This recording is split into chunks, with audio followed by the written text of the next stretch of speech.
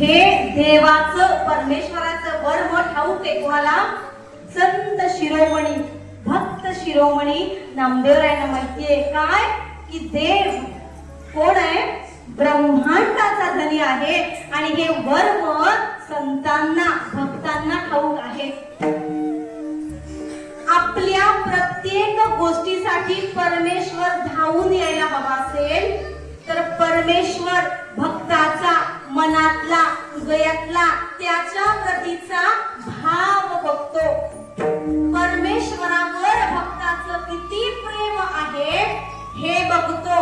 नव्हे नव्हे एखादा कठीण पेपर सोडवून झाल्यानंतर जर आपल्याला ट्रॉफी हवी असेल, चांगले मार्क हवे असतील, उत्तमातला उत्तम विद्यार्थी म्हणून जर आपल्याला मिळवायचं असेल तर परमेश्वर ती शाळा आपल्याला कठीणातला कठीण पेपर देते सोडवायला आणि मग आपल्याला ट्रॉफ्या मिळतात आणि मग प्रमाणपत्र मिळतात.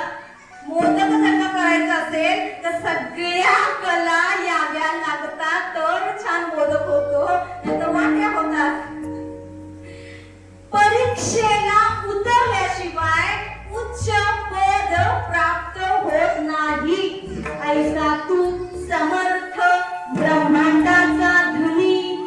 हे देवाचं ओळख आहे बरं. देवाचा आधार करण्याचे काय? ब्रह्मांडाचा धनी येतो आणि हे वर्म फक्त आपल्याला माहितीये, भक्तांना माहितीये. देव परीक्षा बघतो. आज ज्या मंडपात ज्या मंदिरात आपण उपस्थित आहोत त्या मंदिरात भगवान भोलेनाथ उपस्थित आहेत. असं म्हणतात सहजच त्यांच्या बाबतीत की पटकन भक्ताला प्रसन्न होणारे देव म्हणजे भोलेनाथ असेल एकीकडे हे सत्य. पण भगवंत परीक्षा घेतो भक्ताची परीक्षा. आज इथे येता शिवलीलामृताचा 14वा अध्याय. शिवलीलामृतामध्ये 14 अध्याय आहेत. त्यातला शेवटचं सार म्हणजे 14वा अध्याय आहे. आपण सर्वांनी ही कथा कधीतरी श्रवण केली असेल. भक्त सांगुणेची. श्रीयाळ राजा आणि भक्त सांगुणा आणि त्यांचा बाळ चिल्या बाळ. भगवंतानं ठरवलं 14वा अध्याय शिवलीलामृताचा त्याच्यामध्ये ही कथा आहे आणि भगवंताच्या चरणी ही कथा आपण समर्पित करून सेवेला पूर्णविराम देऊया. 5 मिनिटं इकड तिकड झाली कारण तुमच्यावर आहे. माहितीये का हे सगळं का सांगू? श्रवण करायला बसलेले प्रत्यक्ष महादेव असतात आणि या महादेवांचं जर ध्यान लागलं तर 10-15 मिनिटं इकडं तिकडं होतात तुमच्यामुळे. का? माऊलीने एक सुंदर ओवी श्रवणाला बसलेल्या भक्तांसाठी खर्च केली आहे. प्रभू तुम्ही महेशाची या मूर्ती, मी दुबळा अर्चितसे भक्ती, बोल तरी गंगावती स्वीकारार्थी. तुम्ही प्रत्यक्ष महादेवांचे अवतार आहात. नवे नवे प्रभू तुम्ही महेशाची या मूर्ती. आणि असं जर का ध्यान लागलं ना तर इकडे तिकडे होतं बरं. आपण शिवलीलामृताची शेवटच्या अध्यायातली कथा आपण श्रवण करूया. तर प्रभू महादेवांकडे नारद मुनी सांगायला आले की पृथ्वीवरती एक भक्त सांगुणा नावाची तुमची भक्त आहे. ती काय करते? येणार जाणाऱ्याला इच्छा भोजन देते. असं आहे म्हणे. तर तिचं आपण सत्व हरण करूया. ते दोघेही नारद महर्षी आपण ना त्यांना उगाच बदनाम केले बरं. नारद महर्षी अरे काय त्यांचा अधिकार? नवविधा भक्ती त्यांनी सांगितले. भक्ती सूत्र नारद भक्ती सूत्र ज्यांनी आपल्याला आणून दिलंय, ज्यांनी सांगितलंय ते नारद महर्षी. त्यांना आपण वाईट शब्दामध्ये उच्चारतो. ते उच्चारणारे खरंच जे कोणी असतील ते वाईट चांगले आपल्याला त्याशी संबंध नाही. पण नारद महर्षींचा अधिकार आहे. त्यांनी नवविधा भक्ती सूत्र आपल्याला सांगितलेलं आहे. असे अधिकार संपन्न नारद महर्षी आणि स्वतः महादेव भोलेनाथ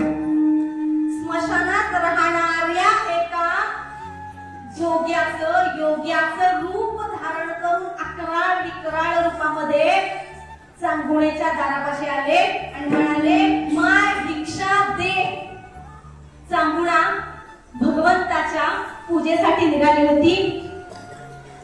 तो भगवान महादेव त्यांना म्हणतोय, भक्त सांगण्याला म्हणतोय, पूजेला चाललीस का ग? तर ती म्हणे, नवे नवे तुम्ही अतिथी म्हणून आलात ना, तर तुम्हीच माझे देव, तुम्हीच माझे भगवान आहात. मी तुमचीच पूजा करते आणि नंतर तुम्हाला काय भोजन हवंय मला सांगा, मी ते वाढते.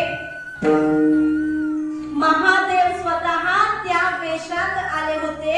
म्हटले, बघ मी इच्छा भोजन मागितले तू देशील. भक्त जर का खरा असेल ना, तर तो प्रभूंनी मागितला जीव आपला ना तरीही देतो. काया वाचा मने सगळं भक्त जेव्हा परमेश्वराला पहार करतो तेव्हाच भक्त देवाचा आवडता होतो. आणि अशा भक्ताबरोबर परमेश्वर कुठलेही खेळ खेळतो, भक्तीचे खेळ. बरं, कुठलीही परीक्षा बघतो.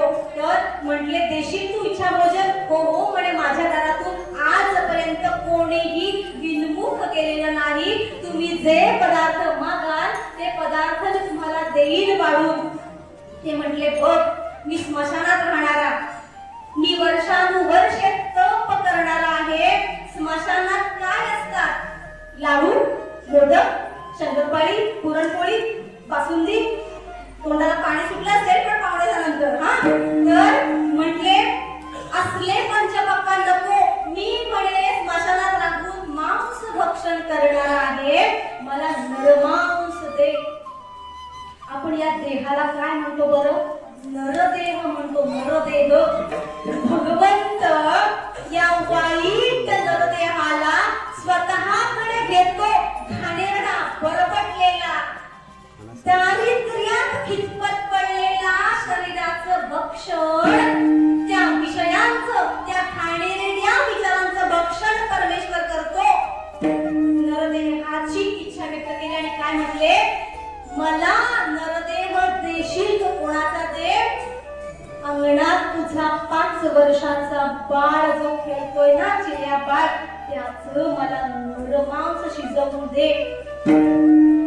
पायाखालची जमीन सरकली भक्त सांगुणा यांची. म्हटलं, देवा काय मागा तुम्ही? परमेश्वर जेव्हा परीक्षेला उतरतो ना, तेव्हा काय करतो माहितीये? आपल्या आवडती वस्तू, आपलं ज्याच्यात मन रमलंय, त्याच्याच अधीन झालंय, त्या सगळ्या विषयातनं परमेश्वर आपलं मन बाजूला करतो. देव खरा आला काय त्याची, त्याच्या संसारावर पडे चिरा. जेव्हा तुम्ही देवाची भक्ती करायला मैदानात भक्तीच्या उतरताना, तेव्हा देव काय करतो? आपली एक एक आवडती गोष्ट बाजूला करत करत करत करत आपल्याला एकटा पाडतो, पण तो आपल्याला स्वतःचा बनवतो. आपण म्हणू नये की देवा मी भक्ती करतोय, काय चुकतंय माझं? माझ्या मार्गात संकट आणतोस, माझ्या मार्गात अरिष्ट आणतोस, मला त्रास देतोस. पण देवाला अपेक्षित असतं काय? कारण आतापर्यंत तू या जीवनामध्ये येऊन वाईट गोष्टींना माझं माझं माझं माझं म्हटलं, सगळ्या सोडल्यास ना की मी तुझा होणार आहे. हे आपल्याला ठाऊक नसतं. तसंच सांगून येणं, सत्व हरण केलं जाऊ नये म्हणून भगवंताची इच्छा मान्य केली. चिऱ्या बाळाला हाक मारली आणि काय सांगितलं, बाळा आज जे अतिथी बाहेर आलेत ना, ते तुझं मांस मागतायत. 5 वर्षाचा चिऱ्या बाळ, तो सुद्धा शिवभक्त होता. तो म्हटला काय, संतांच्या घरात, भक्तांच्या घरात, साधू संतांच्या घरात जी संतान निर्माण होते ना, ती सुद्धा भक्तच म्हणून जन्माला येते. त्याच्याही मनात वाक्य आलं, आई मी सुद्धा शिवभक्त आहे ग. हा देह भगवंत मागतोय, किती कमी वयात मला त्याची सेवा करता येते, मला त्याच्याकडे जाता येतं. आई मला लवकर पाठव मला महादेवाकडे. 5 वर्षाचं ते बाळ म्हणतं, आई लवकर पाठव मला महादेवाकडं. आणि त्या आईनं सत्व होऊ नये म्हणून इकडं त्या योग्याची, त्या जोग्याची हाक पडली, सांगुणे कधी आणतेस नरमांस. मनात आलेला मोहाचा, मायेचा क्षण सांगुणेनं बाजूला ठेवला आणि एका क्षणाचाही विलंब न करता स्वतःच्या पोटच्या गोळ्यावरती सत्व हरण होऊ नये म्हणून सुरी सारंगली. धड एका बाजूला पडलं आणि मांस शिजवलं आणि त्या महादेवच्या रूपात आले, त्या अतिथींच्या ताटात वाढलं आणि म्हणाले, अतिथी किती देव परीक्षा बघतो, किती परीक्षा बघतो. एक तर स्वतःचं बाळ मागितलं म्हणजे काय केलं माहितीये का? माया काढून घेतली. जी माया आपण आपल्या मुलांमध्ये अडकवून ठेवलीये, माझा मुलगा, माझी मुलगी, हे माझं, ते माझं, नातेवाईक माझे, हे माझं म्हणतो ना, त्या माझ्या मायेचा भगवंताने शिरच्छेद करून घेतला भक्त सांगुळेकडून. म्हणले, तू काय केलं सांगुळे माहितीये? बाळाचं जे शिर आहे तेच महत्वाचं आहे. पंचतत्व त्याच्यात आहे. हे नुसतंच धड आहे, शिरे खालचं नुसतंच धड आहे, त्याच्यात काही नसतं. सांगुळे म्हणते, अहो सुंदर सुंदर माझ्या लेकराच्या दंडाचं मांड्यांचं मऊ मांस काढून तुम्हाला पाण्यात पाडलंय मी. ते शिर मी माझ्यासाठी ठेवलंय. जेव्हा जेव्हा मला माझ्या बाळाची आठवण येईल ना, ते शिर मी बघून तृप्त होईल. नाही म्हणे, देव परीक्षा घ्यायला उतरला की सगळं त्याग करायला लावतो, सगळं समर्पित करायला लावतो त्याच्या चरणाशी. तर तो भक्त म्हणून मिरवून घेतो आपल्याला. शिर आणायला लावलं आणि काय सांगितलं? ओव्या म्हणत गाणं गुणगुणत तू तुझ्या बाळाचं शिर त्या उकळात ठेच. खरा भक्त असतो ना, तो सत्व हरण होऊ देत नाही. चांगुडेनं आपल्या चिलया बाळाचं शिर त्या उकळात ओव्या म्हणत उदार अंतःकरणाने ठेचलं आणि त्याचं ही कालवण करून पानात वाढलं. आणि काय परीक्षा बघितली पुढची? भगवंत म्हणतात, आमच्या बरोबर तू आणि तुझा नवरा हे भोजन भक्षण करायला बसा. ज्या पोराला 9 महिने पोटात वाढवलं त्या गोळ्याचं मांस आपण भक्षण करायचं. चांगले भक्षण करतेस की नाही सांग, की जाऊ तुझं सत्व घेऊन. सांगुडेनं तिच्या पतीला सांगितलं, हो 9 महिने मी हे बाळ पोटात वाढवलंय, 4 प्रहर तुम्ही पण या बाळाला पोटात स्थान द्या. सत्व हरण होतंय, होऊ देऊ नका, आपण ते मांस भक्षण करायला बसूया. किती कठोर परमेश्वर, किती निष्ठुर परमेश्वर. महादेवाचं अजूनही समाधान झालं नाही आणि उद्गारले महादेव काय? सांगुणे, तू आता निपुत्रिक आहेस. ताणकंती भरल्या ताटावरनं उठली तेव्हा कुठल्या जन्माचं वय तुम्ही भक्तीत मांडत आहात? मी निपुत्रिक झाले, तुमच्या डोळ्यासमोर झाले. कुठून आणू ही बाळ, कुठून आणू? महादेव वितळले मनातून. भक्त सांगुणा प्रत्येक परीक्षेत खरी उतरली होती, खरी. महादेवाने सांगितलं, तू निपुत्रिक आहेस, तुझ्या बाळाला तू हाक मार. त्या माऊलीनं हृदयातून कंठातून आवाज दिला, चिलया बाळा ये. तू जर आला नाहीस तर तुझ्या आई वडिलांचं सत्व हरण करून घेऊन जाईल हा अतिथी. आईच्या शब्दा खातर ये, आईची आज्ञा पालन करण्यासाठी ये. तू नाही आलास ना तर सत्व हरण होईल माझं. 14व्या अध्यायाच्या शेवटी भक्त सांगुणा अंगणात जाते आणि बाळाला हाक मारते, चिलया बाळा ये, चिलया बाळा ये. इकडे महादेव मनातून पूर्ण वितळले आणि त्या भक्ताच्या स्वाधीन झाले आणि स्वतः पार्वती मातेसह चिलया बाळाला अंगणात आणलं. जसं एखादं लेकरू बाहेर अंगणात खेळत असताना तुडू धावत यावं, तसं ते लेकरू धावत आलं आणि आईला